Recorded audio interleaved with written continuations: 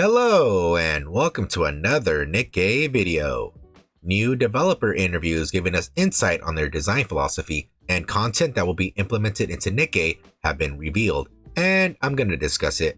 Please leave a like and a sub, and I hope you enjoy the video. Before I talk about what was said in the interviews, they had many of the game's illustrations created in sand at the start of the video.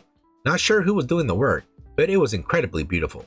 It starts off with Min, the planning team leader, thanking everyone for all their support, and goes right to discussing the minigame and their development. The main areas they focused on when making minigames are if they make sense to the world of Nikke and prioritizing fun gameplay. Since now the minigames are a permanent addition, the whole team is excited to bring us a more diverse experience. Not only do they get ideas from their own team, but they also use our help to improve them thanks to the feedback players have provided. So please do give your thoughts on the minigame to improve them in the future. They talk more in depth about various aspects of the minigames, how they come to the visual styles of the minigame, and how they try to match the overall feel based on what event the minigame will be present. What it takes to make the Raptures from the minigame, going from the cold mechanical to adorably stylized for the appropriate minigame.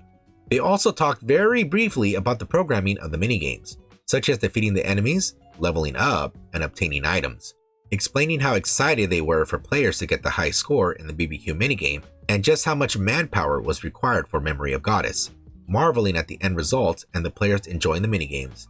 They know it's difficult to create large and more expansive minigames, but seeing just how many players are enjoying them, it has fueled their ambition to provide the best experience for us despite the hurdles and shatter our expectations.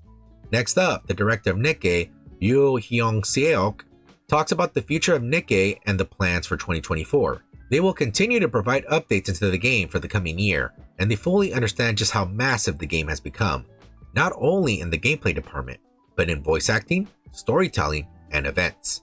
They understand players want even more gameplay, and with more personnel hired, they do plan to broaden the gameplay horizon. He goes into talking about Simulation Room 2.0 and now being officially named Simulation Room Overclock. If all things go well, it will be implemented this month.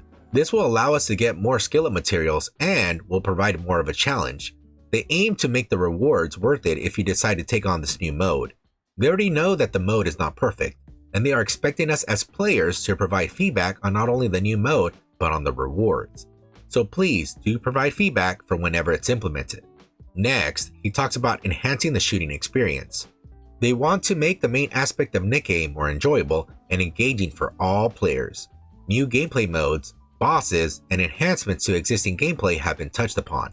Making the game harder or just adding more bosses isn't the key to achieving this. They want to elevate the experience as a whole even higher, and they do apologize for the lack of details. They will gradually be releasing changes as the year progresses, and they really hope we provide feedback when the time arrives. Next up is Championship Arena. Yep, it's not dead. They explain the mode, and pretty much it's for people who excel at PvP. Commanders who have placed high in the rankings and enjoy PvP will find another way to show off their status. The mode is just supposed to be a supplementary experience, and they are about 80% done with development, with it being released within the year. Now they are going into the expanding of story-based gameplay. They understand just how important the story of Nikke is to players. With the implementation of event stories and brief encounters, they know players are even more hungry to know about the world of Nikke. This is still in early stages of development, but he introduced a new feature called the Special Story Gameplay mechanic. The main goal will be for it to be fully voiced, develop more of the Nikke's backstories, and major significance of these plot threads. With this new feature having the same feel as the main game and event-based narratives such as Overzone. Please look forward to a future dev note explaining more. They are also refining their internal processes on how they do the game to enhance the storytelling, dialogue, presentation, and animation, bringing it more to life and hoping to show that progress as the year continues. Next, he talked about the collection-based and wardrobe aspect of Nikke have been lacking compared to the story aspects. They are committed to bringing more of it to Nikke, so I hope you get your wallets ready. They reiterate their commitment to bringing more diverse minigames with higher quality than before and hope to release them as soon as possible. Next up, rewards. To thank all the players who have supported Nikke, they are giving us quite a number of items.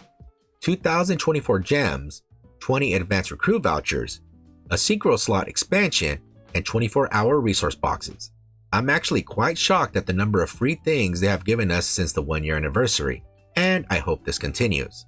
Cosmograph makes an announcement of a new music label for Nikke called Level 9. They understand that a lot of players love the music that is in the game and want an easier way to enjoy the music without having to load up the game.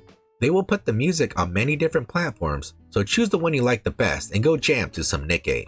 He explains further about the name and the reason it's level 9 instead of 10. It is because 10 usually signifies perfection or completion. Seeing how they are always striving to bring the best music experience to Nikke, they did not feel right to use 10. The interview ends with the developers giving their well wishes and hoping everyone has a wonderful new year. They are overjoyed with the amount of support and love players are given to Nikke, and they are making sure they do not let us down. They understand the expectation players have and know they will be making mistakes. They will continue to listen to player feedback and make the necessary adjustments for the continued success of Nikke. Alright, that's about it. I'm actually surprised Champions Arena is still alive. I expected it to be an abandoned feature, and I know not everyone is super excited for PvP. I'm actually glad they are finishing the things that they promised to bring. They did not forget about the sniper rifle and rocket launcher changes that they had discussed in the past dev notes. Seeing how they want to revamp and enhance Nikke's gameplay as a whole, we can at least expect that to come this year. New gameplay modes are always welcome, and I hope Interception and Towers get a new mode as well. Expanding on the Nikke's backstory will be quite interesting, but have a feeling it will be very depressing, unfortunately. Now, I would like to know your thoughts. You guys excited for the new updates coming this year? Is there something else they should bring to the game? Please let me know. Alright, I hope you enjoy the video. I'm Scrublord, and I'll see you on the next one.